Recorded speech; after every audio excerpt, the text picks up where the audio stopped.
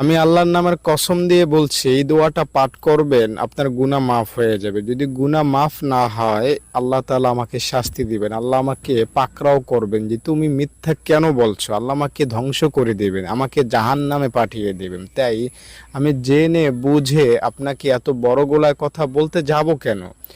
আমি নিশ্চিত করে বলছি, দায়িত্বের সাথে বলছি, ভরসা দিয়ে বলছি, একটু সময় দিয়ে এই দোয়াটা শিখেন এবং পাঠ করেন। গুনাহ মাফের আশায় আপনি মাফ পেয়ে যাবেন, একটা সিঙ্গেল গুনাহ থাকবে না। 1980 সালে যে গুনাহ করেছেন সেটাও মাফ হবে, 2025 সালে যে গুনাহ করেছেন সেটাও মাফ হবে। দোয়াটা আমি এখনই বলবো, তার আগে অনুরোধ করছি ভিডিওটিতে একটা লাইক করেন এবং কমেন্টে সবাই লেখেন আমিন। যারা লাইক করলেন, কমেন্টে আমিন লেখলেন, মন থেকে দোয়া করলাম দুহাত তুলে, আল্লাহ রাব্বুল আলামিন আপনাদের জিন্দেগির সব গুনাহ মাফ করে দেন। আল্লাহুম্মা আমিন। দোয়াটা বলছি, আস্তাগফিরুল্লাহ